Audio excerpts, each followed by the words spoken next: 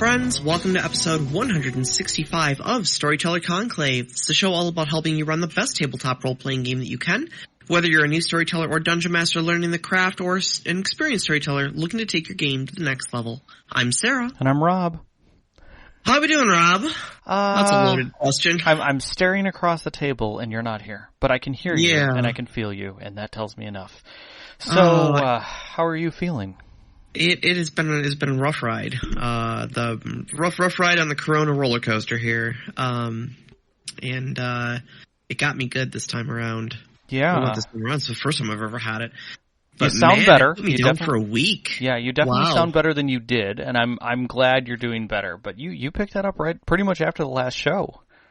Yeah, I really did. Like Thursday night, things started. Like I was hanging out with you guys Thursday night. Luckily, you guys didn't catch all your tests. No, we're both good. Yeah. So, but like Thursday night, we were hanging out at your place. I got home and thought, like, man, my throat feels a little scratchy. I must have been talking more than I thought I was. Mm-hmm. And then by like 11:30 that night, I was just like coughing up a lung, going like, "Oh God, here we go." Yeah. Well, I'm glad you're feeling better, and I will say this.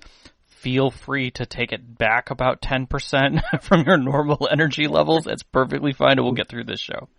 I will do whatever I can, and I apologize for anybody on the recording if I cough and Discord does not clip it out. Yeah, hopefully you've been pretty good so far. So, and if you feel like we're a little quiet, let us know in the live chat. But I'm watching levels a little bit, so I think we'll be okay tonight. So, and you can hear me okay, Sarah? Yeah, I can hear you fine. The Wonderful. only problem is that it's clipping a little bit if I'm talking, so if we start talking over each other, I may not hear that I'm interrupting you, so I apologize. It's okay. You normally interrupt me and talk over me, and that's perfectly fine. Hey. All right. So tonight's show was entitled Ship of Theseus. Now, I will be frank. The first time Sarah used those words while we were having this discussion, my brain went totally gray because I was like, these words mean something to me, but I can't remember from where. And then it all put together. And basically what we're saying here in this, and why we use this as a title, was that game systems have evolved. And I don't mean necessary evolution has gotten better. I mean, they just have changed. Multiple editions, sometimes moving from one publisher to another, and not necessarily even having an edition, but a re-release, if you will. And that kind of adds changes into what we know and what we think we know about that system. In the case of Theseus and the Ship of Theseus, it's a thought experiment, and there's really no right or wrong way to look at it. But the idea is that there is a ship of Theseus who is kept in a harbor, and if you slowly replace board by board the ship, after it's been 100% replaced, is it still the Ship of Theseus? Or is it something totally different? And that's kind of what we're going to look at. And if it is something different, at what point does it become something different? Exactly. So tonight we're kind of going to examine that a little bit, because it had dawned on us that we have been talking about D&D in general. We've talked about D&D as where it's come from and kind of where it's gone to, and how we've evolved and changed and moved away from it, and how other systems sometimes feel more like D&D than D&D even does. But there's a lot of other systems out there that kind of have the same feeling, you know? Yeah. I mean, but D&D is by no means the only system out there. Your beloved 7th Sea comes to mind in this discussion quite a bit. Shadowrun, I think, is on like 7th or 8th edition now. Call of Cthulhu, I want to say the most recent edition is 7th edition.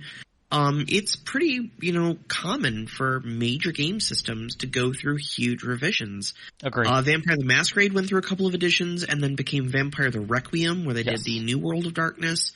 Now it's kind of back to the old, but it's Chronicles of Darkness now, but it's Vampire the Masquerade again. Mm-hmm. Yep. And that's a huge game system. Yeah. And it's taking its entire world, its entire universe along with it. Exactly. Through multiple editions and revisions and changes and stuff like that. So.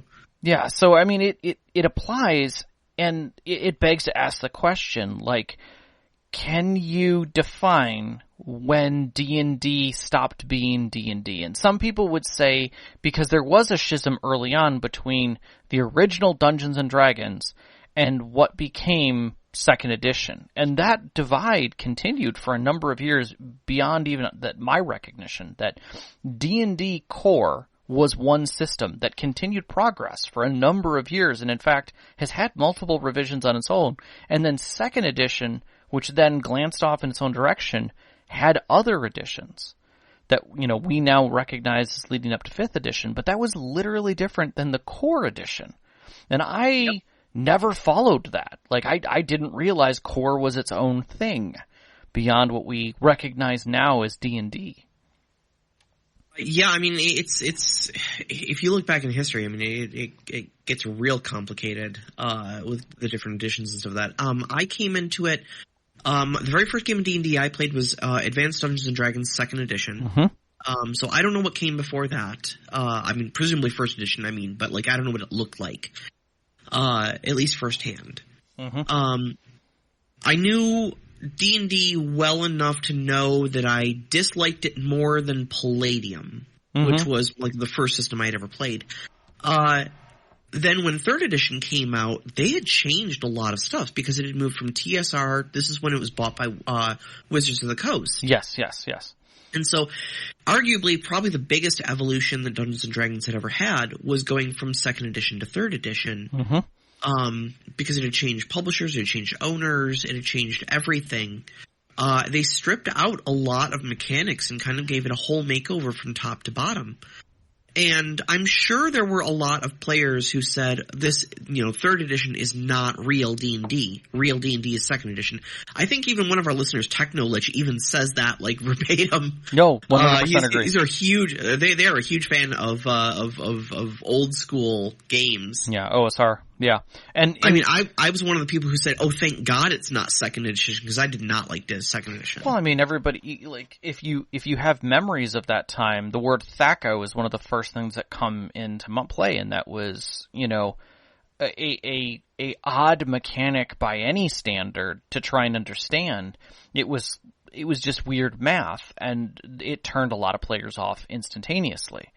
And it was one of the things that hit the cutting room floor when 3rd edition came out. Which was, again, a telling sign that core mechanics were drastically changing to try and fit this new design. And you had a lot more, how can I put it? You had more errata that came out of 2nd edition even, and went into 3rd edition. Like, 2nd edition was notorious for the additional splat books that came with it, for all the classes and magic and things like that. These beautiful tomes, if you will. And then 3 comes out, and I would say almost immediately 3.5, if we're dealing with, true, chronological time here, that made even more drastic changes to the system to make it more compatible and honestly playable. And a lot of people won't even look at 3rd edition. They'll only look at 3.5. They'll completely ignore it. And not to dwell too long on that, soon after that, we started seeing the makings of Pathfinder, which was a completely different system, all still based around this core concept of Dungeons and Dragons. Mm-hmm. Now, I'll tell you where the kind of moving into one of our main points of this whole discussion was the jump not from 2nd to 3rd, but from 3.5 to 4, right? Right. Because that's the point at which I looked at that and said, that's not D&D anymore. So what was your first... What was the thing about that jump specifically for D&D that made you say that? So I think personally myself, I was evolving a lot as a gamer myself, and kind of learning what I did and did not like out of systems and whatnot. But I think World of Warcraft was very big at the time. It was like really at its huge peak, and a lot of the buzz around 4th edition was that like, oh, they tried to turn it into an MMO.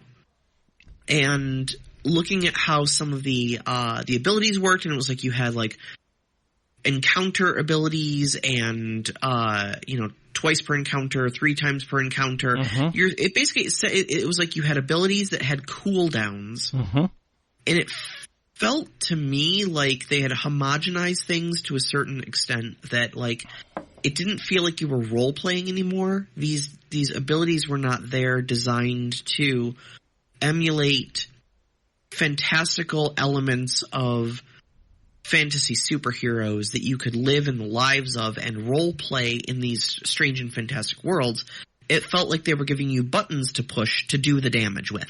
Yes, I 100% agree with that analogy. I remember 4th edition being described as an MMO, as a paper video game, where you literally could just push buttons, which honestly made it very easy to transition it to digital versions of it.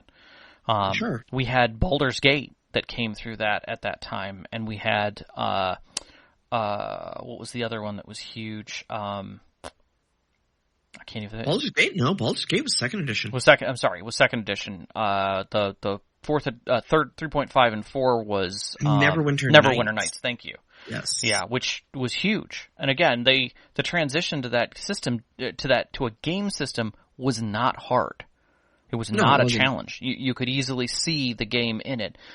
And it brought it back to a tactical warlike game and less about role play. I mean, sure, you were still making, skill checks, but the skill checks were minor. It was a mechanic to get through something, right? And so it did feel a lot like a video game, and I think in that sense, we drifted away from that ephemeral role-play edge where narrative luxuries were taken outside of the tactical moments of the game, mm-hmm. where D&D was a giant step away from, table warfare or even small unit warfare. It was an individual controlling an individual mini. And at times, not even the mini. We were not even on a board. It was unnecessary, Yeah. And now we were pulling back to that most of the mechanics of the game were derived around you physically pushing a mini around a table again within turns. And was it D&D at that point? Did we now move away from what D&D was trying to get to? Right, and that's I think like the crux of the question, and that's kind of how we're coming from with the Ship of Theseus is like, how many of those planks of wood did they replace in the D&D boat before it was no longer the D&D boat anymore? Right, and it still said D&D on the side of it. And what we imagined D&D to be. I mean, you and I did not start D&D. We did not start with D&D. We really didn't. Mm-hmm. We started at a different point. We had a vision of what D&D was based upon people who talked to us about it and what we believed it to be. These fantastic stories. We had a cartoon showing us what D&D was, to a degree. Yeah. And in that sense, I think we were told something that this is what the Ship of Theseus looks like. And when we got there and looked in the harbor and saw all these mechanical changes going on constantly, we were like, is that what we're supposed to be believing it to be? And I think that was my confusion, and that's why you and I have this vision of what we think D&D is, and that strong belief that it's this almost Lord of the Rings style game, and now that we have this beautiful movie that represents, set of movies that represent the books to a degree and have given us that common feeling of going out in the world, having an adventure, returning to safety, going out and adventuring more, in this epic world. Is that what D&D was? Or is? Was it ever? Well, no, here's the thing though. Is it and that's really the main question. It's like, where does the soul of a game system lie? Because for me, it was the mechanics that changed, that didn't do, like, you could still tell the stories, like, for me, like, Willow is D&D. Legend is D&D. Yes. Tolkien is D&D. They're all different feels for those sort of things. The dragon. Yeah. So the Dragonlance novels, those are D&D to me. Yes. And then I think when I picked up 4th edition, or didn't pick up 4th edition, I should say, it was because I looked at it and said, World of Warcraft is not D&D. Mm-hmm. And that's what this is, So for me, that was through the like, I don't think there's anything stopping you from telling those types of stories with 4th edition D&D, right? Mm-hmm. Like, you can still do your typical fantasy, your Willow, your Legend, your Tolkien. You can still do that in 4th edition D&D. I'm sure it's a perfectly nice game. But what just was it that crossed a line there in the system? In how the system told you it wanted to be played, about what type of story it wanted you to tell with its mechanics, that made you decide that it was not worth the trouble to try to tell the same types of stories with this different set of mechanics. And for me, I think it was the fact that the system effectively was starting to tell the game from a tactical, turn-by-turn mechanic set. Yeah. Like, I'm going to simplify things to a degree that anyone has accessibility to this. Even if they don't understand how to play D&D from a role-playing aspect, they can tactically enjoy this game and sit down with their friends and play. And I think it did it a disservice because it pulled it away from the narrative. Instead of allowing the narrative to be there, they cut away too much and simplified the mechanics too much to basically say, it's not the same system, we're trying something completely different. And by 5th edition, they shifted it again. And 5th edition feels like a version of 3.5 to a degree, but also feels like it's lost a lot of its bloat. It's simplified itself to a degree. Like, I beg to ask the question of how much more D&D could change. How much more simple they could go with it now from where they are. Yeah. I wonder about that a little bit. Do you want to jump to that topic actually? I know I've kind of got them in the reverse order of kind of how we're hitting them here in the discussion. No. Do you want to pop down to number 2 and talking about the iconic parts of their systems stunting their growth? Sure, and then we can pick another system right after this, so that's not a big deal. Sure, absolutely. So you're talking about how, like, Dungeons and Dragons, has changed a lot over the years. And how, some parts of it still look like all older editions and whatnot, and that's what got me kind of thinking about this topic in the first place. Was looking at Dungeons and Dragons and realizing that you don't ever use the ability scores. No. All your attribute scores. Attribute scores. Yeah. You realize that? I cannot think of – I've played a bunch of Dungeons & Dragons to 5th edition. I can't think of a single instance where you use the actual attribute score instead of the ability modifier. Yeah. Your ability modifier and your proficiency. So you're using a number to derive another number and then using that other number. The entire time. Why? Because that core set... Straight up why? Yeah, because the core set of numbers are what make D&D. They're iconic to the system. Right. Right?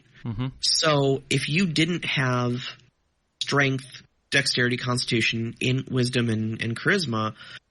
all ranked on a ostensibly 3 to 18, obviously sometimes we go over those, some of that, but your 3 to 18 sort of system here. If you didn't have that, it wouldn't, that's one of those core things that, like, somehow it's iconic to the system. It wouldn't feel like D&D. If you moved to just ability modifiers, you'd have a lot of people pulling the plug on it. Well, I think you would. To a degree. I think there'd be a lot of people who'd be like, what the heck is this? Like, how do I figure out how much damage I do? Or how much my damage modifier is. But the whole point is that all of that is still derived. Right. But what I'm saying is it doesn't change. Like, what if instead of having a 18 strength, you just had a +4? Yep. If your strength was just +4, you never, the number 18 never figured into it. Right. You'd have the exact same outcome. The game works exactly mechanically because the 18 never does anything other than give you that +4. Right. Right. You know? And your attribute modifications for balance, I mean, let's talk about this for a second. If I'm going ahead and leveling, and one of the things I can do is either I can pick a new power, you know, because that's my freebie, or I can raise an attribute. Raising that attribute value may not change anything, depending on if it's in between. So how is that beneficial? How is that actually adding anything or adding value to the level? Or changing the game. You might as well just tell the feat to be like +1 to your strength modifier. Yeah. And it would have the exact same outcome. Yeah. You know? Exactly. I dare say that there's probably discussions about that being had between the system and tooling people at the mechanics side, just to say, like, do we just get rid of this and simplify it and explain that that's what we're doing here? Yep. But once I started seeing that about Dungeons and Dragons, it got me thinking about, like, other game systems. What other game systems out there have these, like, vestigial mechanics that are just carried from one game or from one edition to the next to the next to the next, because not because it does anything, or not even because it functions well in any sort of way. In fact, it may be one of the things dragging the game down. But it has to remain because it's iconic to the game system. Palladium, you know? The first thing that comes into my mind in Palladium is the sheer amount of equipment, weapons, vehicles, all having very precise, specific stats. Range, range, damage, ammo types, clip sizes, you know. These are finite details, mechanical details that are added to the game that are often just not used. Like, if I'm honestly playing Rifts, and someone, you know, has or a Palladium game in general, you know, TMNT, Rifts, or even, you know, generic sci-fis, you know, the superhero types games, if a Uzi hits the ground, I need to know which one and what bullets are in it. Yeah. To be able to, and that's bulky. It's ridiculous. And it really doesn't change the game much, especially when you're dealing with SDC and MDC. That's really the two numbers that matter. Is it hitting the person or is it hitting a vehicle? Yeah. Like, beyond that, like, it really doesn't add any value to the game other than it's a neat thing. Mm-hmm. But it's been carried through so much and dragged through Palladium's been around forever, yeah. Like they've never stopped and been like, should we clean this stuff up? Yeah, is this really necessary? No. It's part of it. And I'm not saying that for someone who loves that technical detail and loves having those types of things, bend into it. But the real question is it adding value to the generality of the system? And the answer is no, it really doesn't. So for me, it was Shadowrun. It was what came to mind. Okay, which part of Shadowrun? Because there's a lot. Like all of it. I mean, look, primarily the multiple levels of complexity, comparable to Palladium in a lot of ways, where you know, you make your to-hit roll, they make their evasion roll, then you make your damage roll, then they make their soak roll, then you make and that's all just to shoot someone, you know? Well, I mean, and then you've got your ridiculous modifier stacks on top of that have to do with, you know, do you have a smart gun link? You know, are they behind cover? You know, what kind of ammo are you using? Is it armor piercing or are you using gel rounds? You know, are you doing shock damage? You know, and what's interesting is that the Shadowrun system is compatible technically based on just dice alone with what World of Darkness became. Like, World of Darkness looked at Shadowrun to get its pools and ideas. You can see a lot of that transition there. But it's a totally different system, but runs the same risks, you know? But Shadowrun just leaned into it hard. Well, that's the thing, is Shadowrun does this, like, edition after edition after edition. I think, like I said, they're on like 7th or 8th now. and I saw a big discussion. I was keeping an eye on Shadowrun because I did play a bit of it back like in 2nd edition. And I do really like the world and the story, but I can't play it, you know? And I saw a big discussion about, someone was like, hey, I wanted to play Shadowrun, but I don't want to play Shadowrun. What do I do about this? And there was a lot of good discussions. Somebody who was, myself included, suggested doing something like Interface Zero or Netrunner or Sprawl Runners with Savage Worlds. Yes. But there was kind of a side discussion that took place of like, hey, I respect your decision not to want to play Shadowrun, but wanting to play a Shadowrun-like game. But may I ask, why don't you just want to play Shadowrun? And a really great discussion took place about basically how like 6th edition Shadowrun is literally unplayable. And I don't mean literally unplayable in that like pedantic gamer, these textures don't line up. This game is literally unplayable. I'm talking like rules do not have clarifications. And they have clear contradictions in them, and there has never been a satisfactory answer, and there was not nearly enough playtesting. The game system, under certain circumstances, is literally unplayable. Well, I mean, we see that when new editions come out, especially of these massive games, where they've had edition after edition after edition, that a lot of times the game designers will just leave something out because in their head it's there. It's what they've always done. We saw this with BattleTech, where like if you look up certain rules in, I'm not going to say the current errata that they just released, like the current edition they just released at the current version level, that like the ones that we've been looking at, but one back from that. There were whole sections that were confusing because they were either using an old, like a statement was just one rule off about missiles. And like you compared that to the missile discussion and you're like, wait, these aren't the same. Like why does it handle differently under this specific set of rulings for making a crit, but it doesn't do the same thing if I'm just firing them normally? Like, wait a second, something's not adding up here. And it's because someone made an assumption and carried something over and or just omitted a section because they assumed somebody had written it somewhere else. 7th Sea was notorious for this. There's a couple sections about brutes, and how they can that they don't take wounds in one of the books. Like, there's no discussion about it, about how they take wounds and when they fall. So technically brutes are immortal, because there's no rules for them for taking a wound.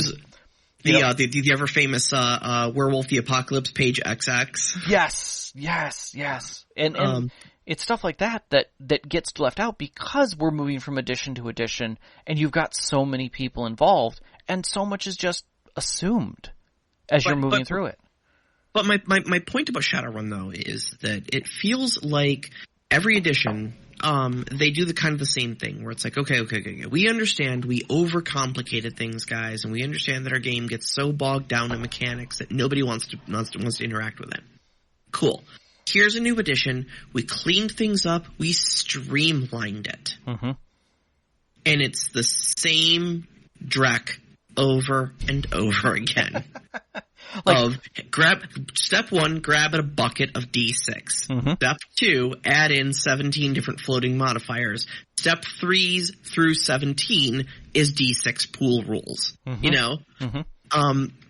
And like, to me, this is the greatest example of that. Like, what part of your game system are you just hanging on to because it's, iconic, quote unquote, to your, that's Shadowrun. Well, yeah, maybe if your system is broken, what you need to throw out is the whole system. Obviously, rolling buckets of D6 for 5 hours to adjudicate one combat is not working out for people. And you come out with another edition to try to streamline that, and you do the same thing over and over again. That's like the definition of insanity, You're expecting different results. Yeah. So could they do something like a move to, like second edition to third edition D&D? Mm-hmm. Could they quote unquote remove THAC0 in the Shadowrun sense? Yeah. Would people still play that? I think that's the real question is does it still feel like Shadowrun? Mm-hmm. And is the feeling part of the mechanics? Like, you and I both have a vision of how the game feels.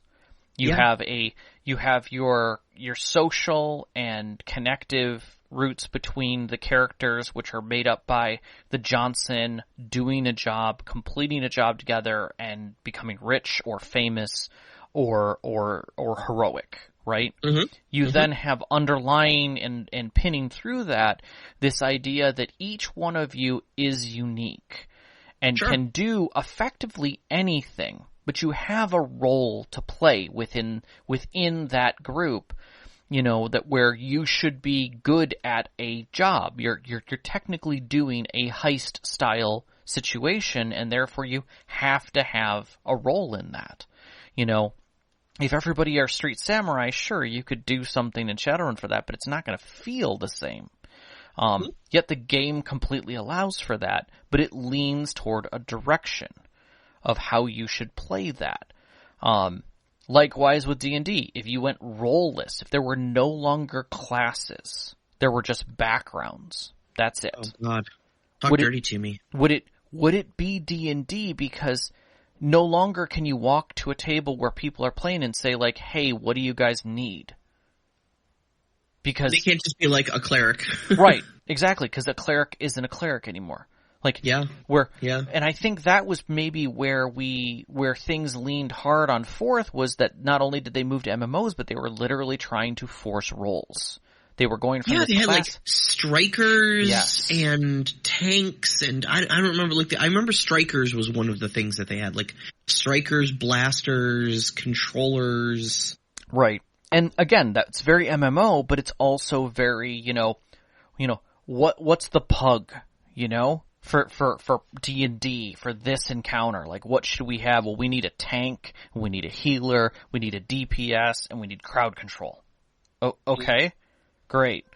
Now we can go on our raid. Effectively, and that exactly. Was what D&D became. But that's not what D&D is. But, in all honesty, that's what kind of Shadowrun is. It's that with this overlay of comedy and hijinks, that adds on to it. That's how it's always felt. But the system doesn't support that in the same direction. It gives you the options for it and then leaves that option book wide open. Mm-hmm.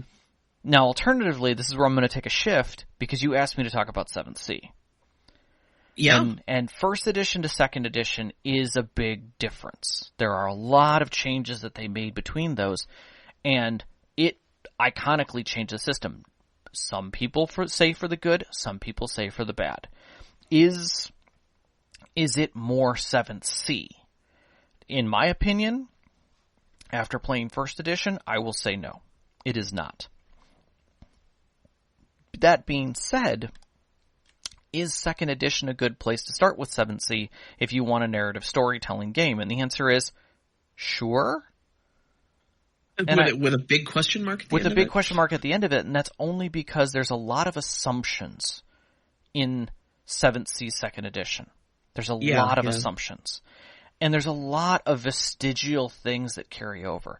The game has a feeling of almost a Powered by the Apocalypse game, where when you step into a situation, you are given a moment, where this is a moment that matters, right? This is where roles are going to have to be made, because up to this point it's just been conversational, right?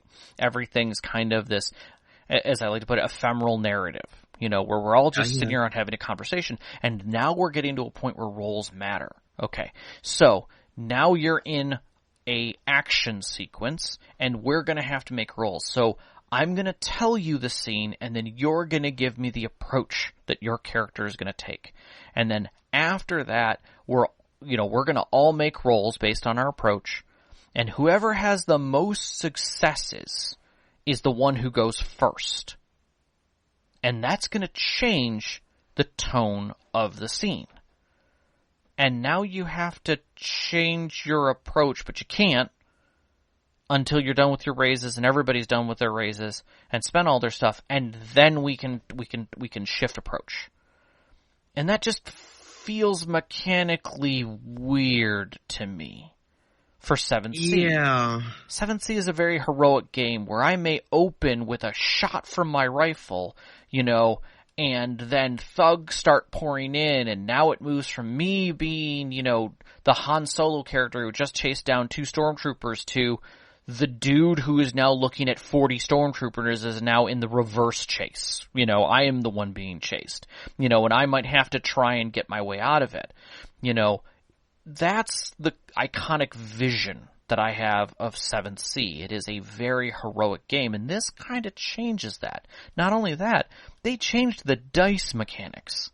Now instead of there's a target number, and I roll all of my pool of dice and keep what I can to give myself a total, I'm given a dice pool, and then I have to make sets of 10.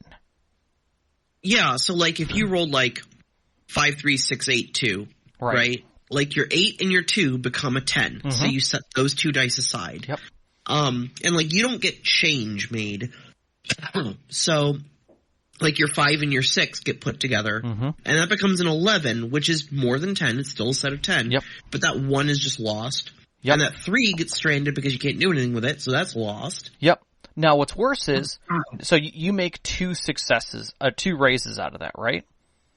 In a normal game, you probably would have gotten 3. In a first edition, you would have gotten 3 raises, or 3 raises out of that. But, so you have these 2 raises to either do an action, the thing you want to do, or handle a consequence, or take an opportunity.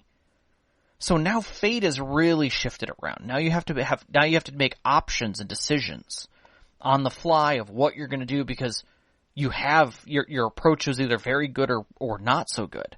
And the idea is that you're going to have all of these raises sitting around for you to play with, and then a bunch of dice left over that the storyteller can buy from you to do bad things with. So if you leave dice on the table, now the storyteller can buy them from you. There's just so much of the dice mechanics that are sucks to suck. Exactly. And that falls directly against that heroic swashbuckling feel, Yeah. If I roll an entire dice pool of, I don't know, let's be realistic, 4s, right? So I have 6 dice and I roll 4s on all of my dice. I may only get 1 raise out of that because I'm 1 under what it would be for 2 raises, or 2 under, right? Yeah. Yeah. So now I've got a bunch of dice sitting around that I can't spend, that the DM can just buy off of me. Mm-hmm. And turn into hell, and that's the thing is now the DM has these danger dice that can be used to make things even more challenging, or make the henchman do specific things, or the villain activate certain things, or have the brute squad do certain things and cause more damage. So there's all these pieces that go into play that are very dice heavy, and yet, reading through it, you're thinking that everyone is going to be making, 5 to 6 raises off of their dice pools, and spending hero points to make things happen, which effectively used to be drama dice, right? Yeah, exactly. So there's all these heavy dice mechanics that feel unfaithful fateful for the hero. Yeah. And puts it in a direction, a clear and present nosedive, if you will. If I have a villain who fires a gun at a hero, right? That's their action. They spend a raise to fire the gun and hit a hero. There's no dodge for that bullet. They can soak the wounds, but not the critical hit that hit them, that caused a dramatic wound. That dramatic wound happens. Yeah. And you don't get many dramatic wounds as a hero. So it's meant to be very weighty. And they're like, whoa, don't worry about that, because firearms can only be fired once, and then it takes 5 raises to reload. Buddy, it only takes once. Right. With a firearm. Yeah, and so I'm kind of understanding, like, having, I mean, I've only ever played the 7th first edition with you. Mm-hmm. We played one session of second edition together. Mm-hmm. So not nearly enough to get a good bearing on the system. I don't want to get too lost in the weeds of what the mechanics of 7th second edition are here. But I gotta say, those 2 game sessions felt completely different from what we were playing in first edition, what we were playing in second edition. And from what you're describing here, it sounds like there was a distinct move from, like, high adventure heroics, where you could really pull off a lot of cool stunts, and your character could be very flashy and very, you know, I mean, panache was an attribute. Mm-hmm. You know, for the love of God, panache was an attribute. And it kind of took it to this very, almost dour sort of system where there's just a lot of pitfalls you can fall into, and a lot of the power is taken out of your hands as a player, or as a character, I should say. Yeah, it definitely has that tone, but it was also seen as a simplification, right? Like, we're going to simplify how you create characters. We're going to simplify the aspects of your character down to it so that you can role play more of your character and worry less about the mechanics. And then these mechanics got kind of jumbled. Like, there's no balance against a duelist. If literally a duelist steps up to your group and there isn't a duelist in your group to handle that duelist, you're probably dead. There's no good way to handle them. They are literally going to mop the floor with you. Huh. Because the mechanics for dueling are just ridiculous. They're designed to be that way. And right. it's a playback to the first edition dueling and going back and forth. And there's even text in it where it says, like, if you're a duelist of an academy and, you know, you will recognize another duelist of the same academy after their first move. But that's it. It's flavor text. There's nothing to tell you, like, because of that, you'll get some benefit or something. No. That's it. You just know that they're using that style. Right. And it's that kind of legacy flavor that lends to your, like, well, was there a reason why you stated that? You know? Or was it just for flavor? And the answer is, it's trying to feel like first edition. There's those aspects. And the way that the lore changed. Like, the book doesn't feel the same. The setting even shifted. It's ahead in time, but even that movement of ahead in time has changed the way they looked at the past and what happened in the past. Yeah. And that's a significant thing. I think that's another piece that kind of falls into play that I think to a degree has a weight in this discussion. And that is, and I'm going to move away from 7th Sea and talk about World of Darkness. World of Darkness was birthed at a time when OSR were starting to see these new indie style games coming through, and it relied a lot on other mechanics to really come together with this idea of pools and things like that. And one of the things that was iconic about World of Darkness was the world itself. How much of it was designed around this hidden society that sat behind just behind the veil, if you will. That opened up a lot of doors of discussion about religion, which then opened up a lot of discussion about, persecution and belief and faith, because that's really what the system was about. And when new publishers came to it and looked at it, they were like, ooh, there is some stuff in here we should not have. Like, at this day and age, we should not be discussing certain faiths and certain things this way, because we're talking about religious persecution and showing that historically in a light where players can play with that. And it wasn't a comfortable topic. It wasn't presented in a way where that is something that should be discussed and understood, and as something that shouldn't happen, or something that was wrong. It was just presented as like, oh, this is what's going on in the world right now. You may be involved, with this religious persecution.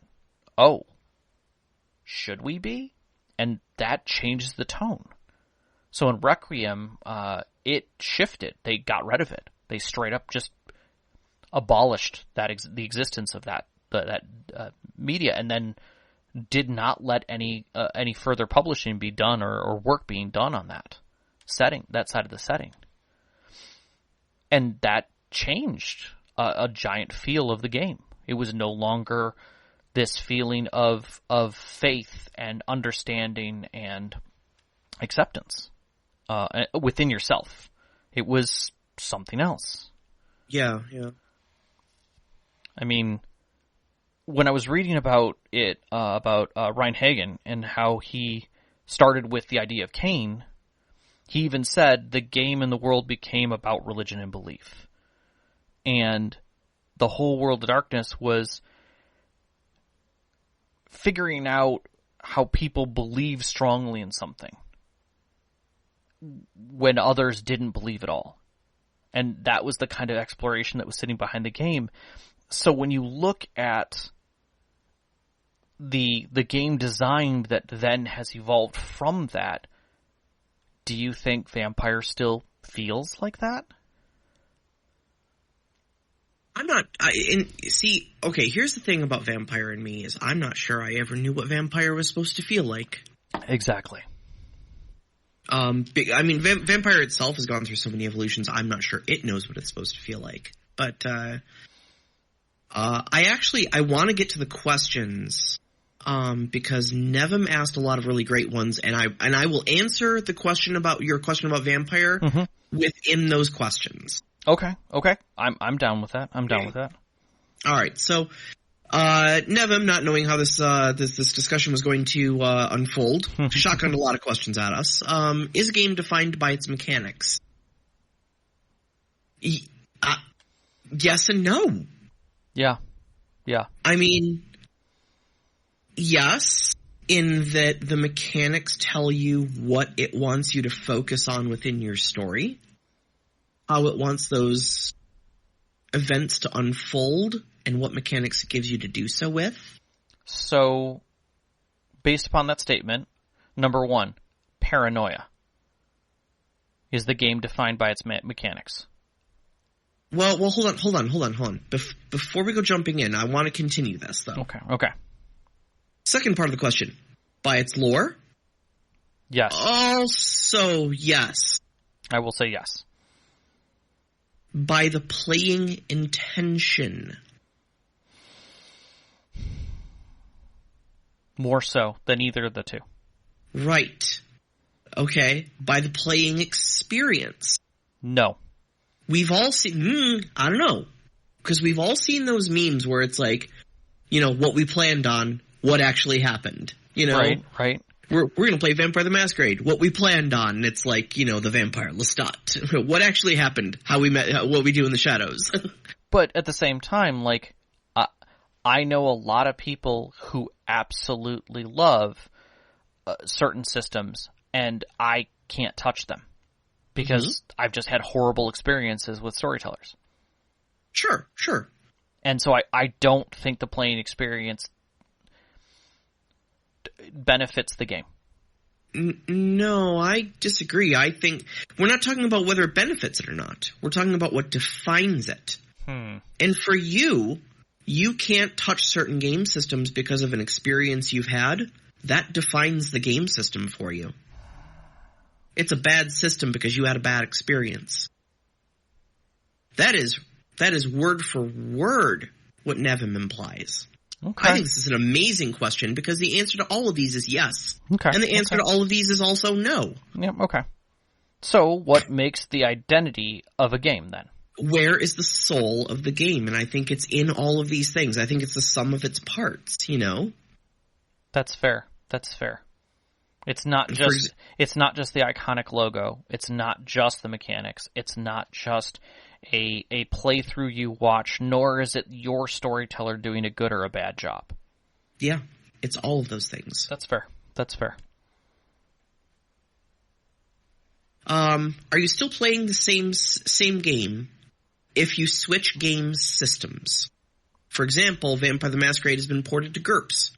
Are they the same game?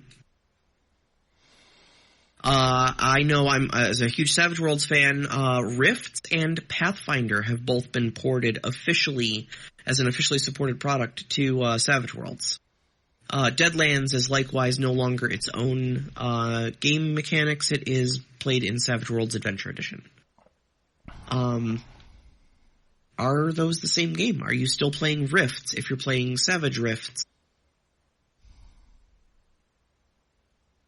I guess if the lore, the intention, and the playing experience is the same, then yes.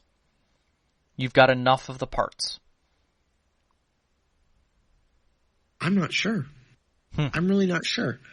'Cause for me, game mechanics are a very important component, right?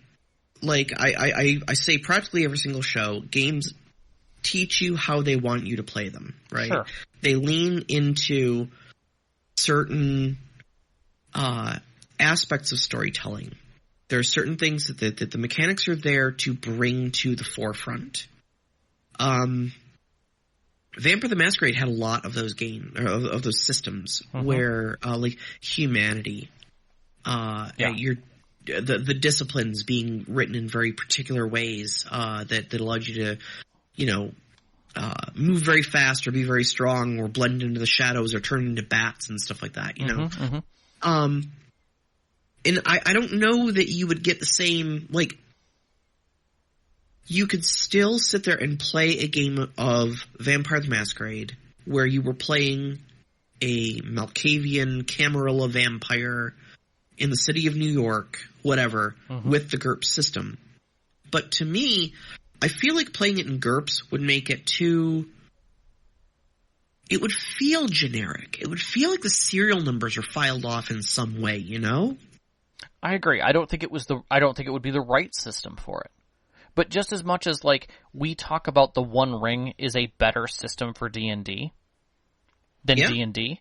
So if I'm now playing D&D or Dragonlance in the One Ring using that system, is it D&D? No, you're still playing One Ring. Okay. You're just doing a different setting with it. I think that's fine. Okay. All right, Sarah. Yeah, I think I'm kind of the opinion that you're not playing Vampire the Masquerade. You'd just be playing vampires with GURPS. You'd be playing GURPS Vampire. See, and I think that's a distinct product. I'm kind of going back to the Savage Worlds thing. Like, I don't think Savage Rifts is the same game as Rifts. I don't think Savage Pathfinder is the same game as Pathfinder. So you're saying that my Savage Seas is not going to be 7th Sea? Yeah, and I think that's great. Okay. Like, it's not going to be 7th Sea. If you wanted to play, and you're not even going to say it's 7th Sea, because if you wanted to play 7th Sea, we'd be playing 7th Sea, Rob. That's very true. But we're not. We're playing Savage Sea. Right? You made that choice deliberately for a reason. We're not going to get into those reasons, but there's something different in your assessment about using Savage Worlds system to play that type of story than there is about playing 7th Sea First Edition. But I think we're also seeing those specific things happen all over the place. People grabbing systems and homebrewing their existence around it. And it's becoming super popular. There's nothing wrong with it. Right. There's nothing wrong with it at all. Yep. But I do contend that, and especially after answering this first question, I think the game system itself, the mechanics behind it, are an intrinsic part of the gaming experience. And you may not have a better or worse experience doing it with a different system, but you are going to have a different experience with a different system. All right. So I'm going to lean into this last question a little bit, because we have a little bit of time left to crap it, and that is, are all players of D&D 5th edition playing the same game? And my answer is heck no. No. Heck no. Absolutely not. Or anyone is playing alternative versions of it. Of course they are. Everybody plays alternative versions of it. Indeed, anybody reading the game system is going to interpret it and would make slight changes to it. People do slight changes all the time. We see it all the time. Even if it's minor changes, like, I want this to feel more realistic, so therefore I'm going to change that people can't make long rests except for in shelter, true shelter. Yeah. And they only can they can only get as many short rests as they have proficiency. Hulugu on our Discord was talking about that just a couple days ago. I was a little down and out, so I wasn't able to really get into the discussion. But yeah, like, how do I make combat more realistic in D&D? Like, will it still be D&D after all? I don't know. That's a big question, but Yeah. And that's a serious question, because that happens all the time. And the answer is, you're making it for your table. Yeah. You're gonna always make adjustments for your table. That happens all the time. We look at things, we make adjustments because our players either want things to be more heroic, less heroic, more gritty, less gritty. How many times have we seen storytellers like, I'm gonna make magic different in my world. It's gonna be hard to get, I've done that. I've done that. Yeah, or just because, like, magic solves every problem, right? Well, in my world, it doesn't. It comes with a price, And I ran a game in third edition D&D where right after the Call of Cthulhu D20 book came out, and I loved the magic system in that so much that I homebrewed my campaign. I said you couldn't play a wizard. Wizards were off the book, but anybody can learn magic. And if you do, we're using the rules out of Call of Cthulhu. Okay. And it was basically like every spell had a stat damage to it. Mm-hmm.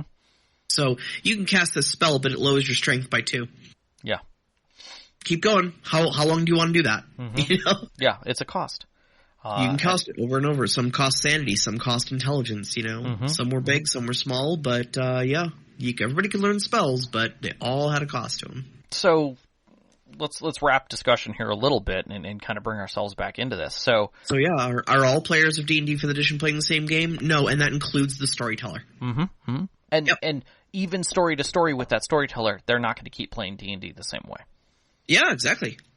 You go from one story that wants to be gritty, one that wants to be light and rompy. You're going to be playing with 2 different sets of house rules.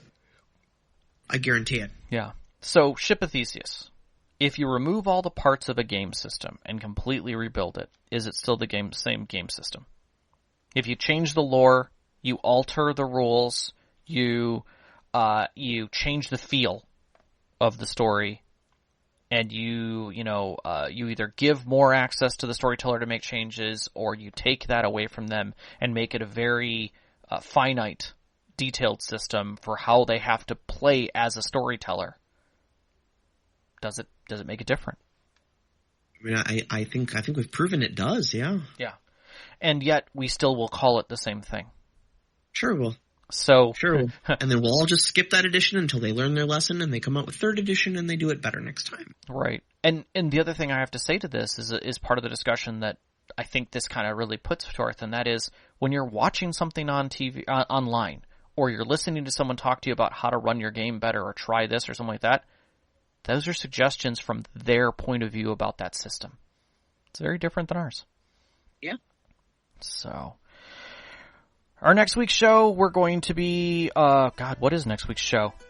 I'd say Storyteller 101. It's going to be the first Wednesday of the month. We're talking about campaign flow. There we go. So we have talked about how to write plots, write adventures, get your story moving and whatnot, and tell little chunks of story. This time we're talking about how to string those chunks together into something that looks like a campaign. You can find us on Twitter at @ST_Conclave, on Instagram at @ST_Conclave, on Mixlr, like you're listening possibly right now, at mixlr.com/storyteller-conclave. You can also join us at our Discord. We really like that. You can find our link on our Twitter or on our website at storytellerconclave.com. I want to give a big shout out to our Patreon, especially our named members, Knox in the Box, Subjet, Sam, Arcane Asylum, Sparkle Motion, Vedran, and Hulavu. Thank you so much for helping us month after month.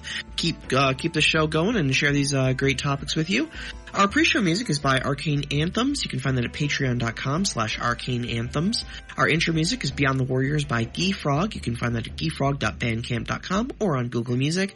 And our outro music, which you're hearing now, is Only Our Footprints in the Sand by Midair Machine. You can find that at freemusicarchive.org. We'd like to give a big shout out to our families, Vicky and Sean, for helping us every single week. All of our friends who have given us games to play, and different ones at that. And you, our listeners. We love you. We love you so much. Good night. Good night.